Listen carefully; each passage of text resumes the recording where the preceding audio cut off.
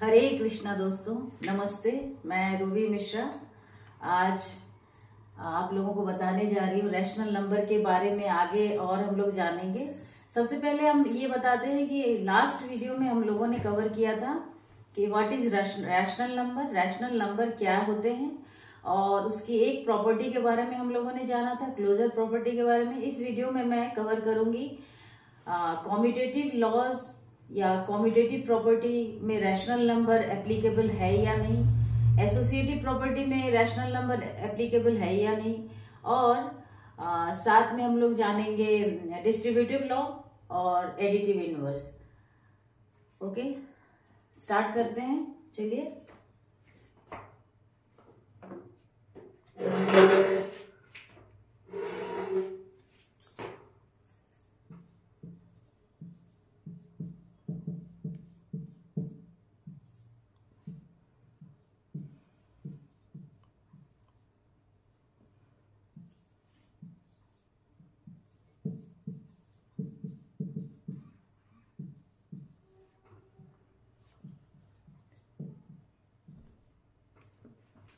Commutative property में क्या होता है कि जैसे अगर कोई दो रैशनल नंबर है a बाय b और एक रैशनल नंबर है c बाय d, ठीक है, तो क्या हम लोग ये देखेंगे इसमें कि a बाय b, पहले हम लोग एडिशन देखेंगे। एडिशन में क्या होता है, एडिशन में क्या होता है, a by b plus c by d क्या इक्वल होता है c by D plus a by b के। इस चीज को हम लोग जानेंगे। इसका मतलब ये है कि a बाई बी कोई एक नंबर है और c बाई डी कोई एक नंबर है। सपोज कि 2 बाई 5 एक रैशनल नंबर है, जो ये a है और ये b है, ठीक है, और c बाई डी भी एक कोई अनदर रैशनल नंबर है, लाइक 1 बाई 5। तो क्या ये इक्वल होगा c बाई डी प्लस, मतलब पहले 1 बाई 5 क्योंकि ये c है और ये d है, 1 बाई 5 प्लस 2 बाई 5। तो हम लोग देख लेते हैं। तो अगर हम लोग इसका एलसीएम लेते हैं, 5 2 plus 1 is equal to 5 1 plus 2। तो ये दोनों ही नंबर क्या आ रहा है, 3 by 5 is equal to 3 by 5।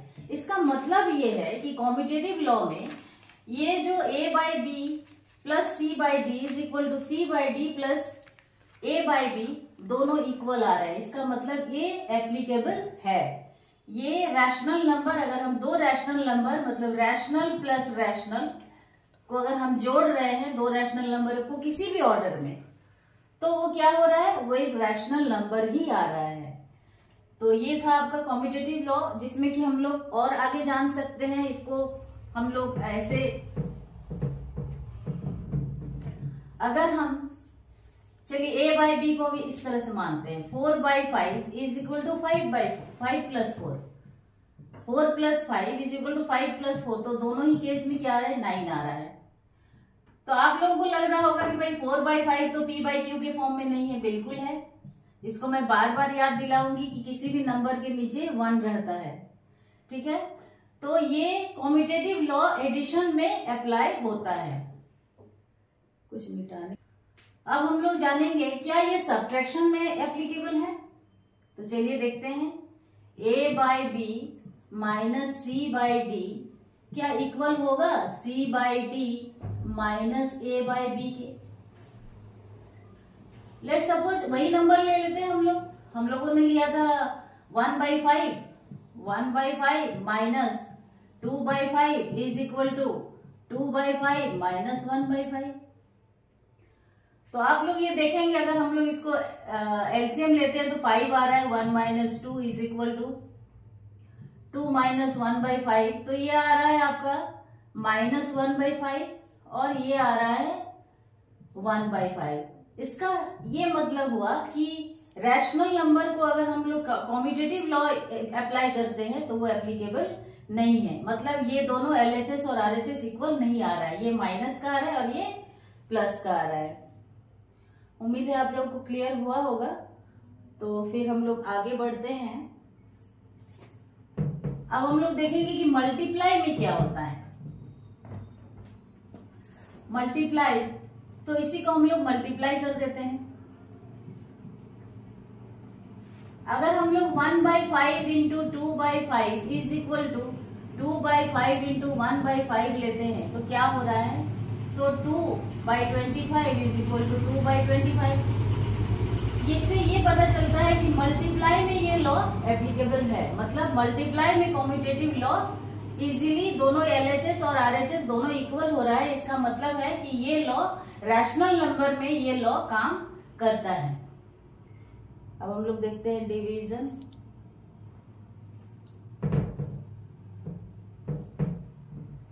चलिए देखते हैं डिवाइड में क्या होता है। A by B divided C by D is equal to C by D divided A by B। क्या हम लोग अभी देखेंगे कि क्या LHS और RHS इक्वल आ रहे हैं। 1/5 divided 2/5 is equal to 2/5 divided 1/5।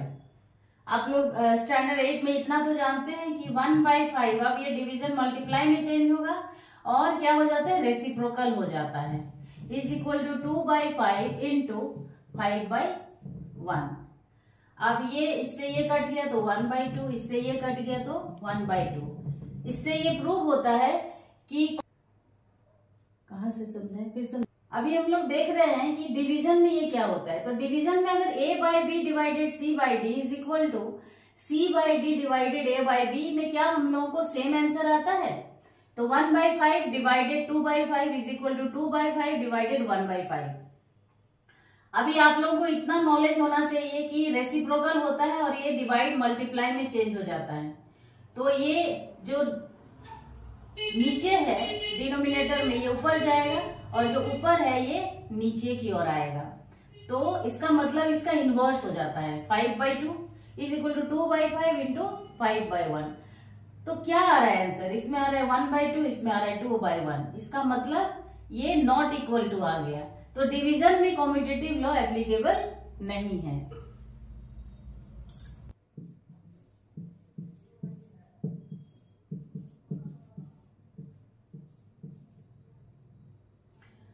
अब हम लोग जानेंगे एसोसिएटिव लॉ। क्या है ये एसोसिएटिव लॉ, हम इसको एक सिंपल एग्जांपल से समझिए कि अगर 1 + 2 + 3 को किसी भी ऑर्डर में हम लोग ऐड करते हैं तो क्या होता है। अगर इसको 1 प्लस इसको ब्रैकेट में कर देते हैं तो क्या होगा, 3 + 2 5 6 इज इक्वल टू 1 + 5, ये दोनों ही क्या आ गया, ये दोनों ही 6 आ गया। ये एसोसिएटिव लॉ में क्या होता है,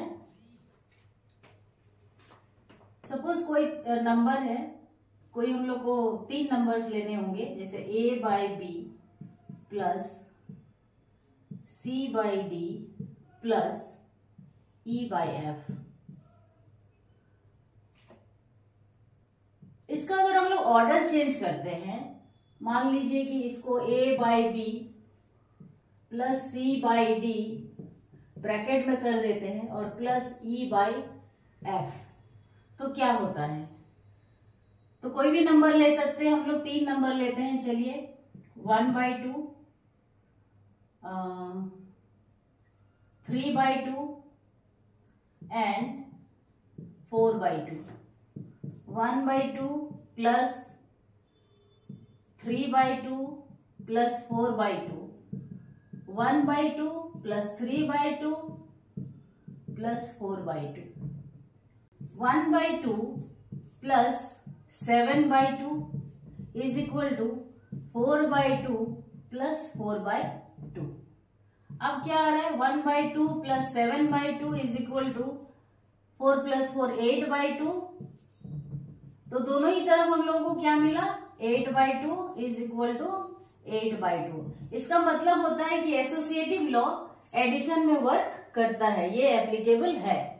में एप्लीकेबल है A by B minus C by D, उल्टा लिख दिया, A by B minus C by D minus E by F is equal to A by B minus C by D minus E by F. फिर हम लोग वही number लेते हैं, ऐसे आप कोई भी नंबर ले सकते हैं।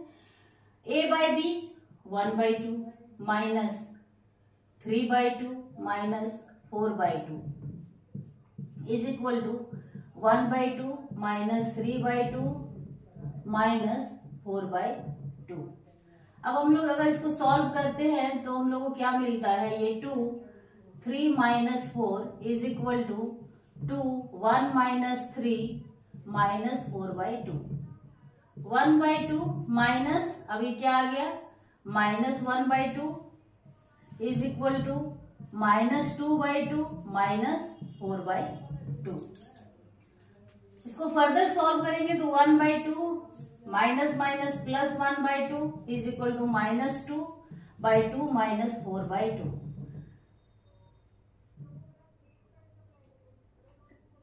लेट्स सपोज हम लोग इधर कर लेते हैं 1/2 प्लस 1/2 क्या आ गया 1/4 इज इक्वल टू -2 माइनस 4/2।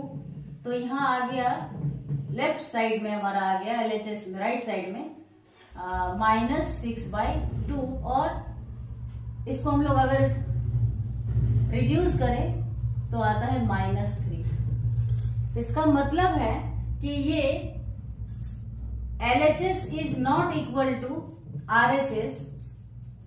तो रैशनल नंबर में एसोसिएटिव लॉग में सब्ट्रैक्शन में रैशनल नंबर एप्लीकेबल नहीं है। इसका मतलब ये हुआ कि अगर हम लोग किसी 3 नंबर्स को किसी भी ऑर्डर में सब्ट्रैक्ट करते हैं तो आंसर सेम नहीं देगा। इससे इसको एक सिंपल एग्जांपल से भी हम लोग समझ सकते हैं। बी है 4, सी बाई डी है 5 एंड ई बाई एफ है 6।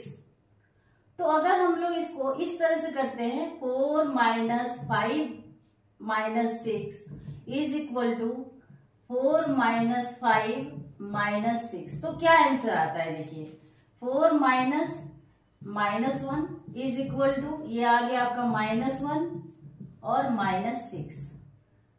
Minus minus plus 4 plus 1 is equal to -1 minus 6। तो इधर आ गया 5 और यहाँ पर आ गया माइनस का 6।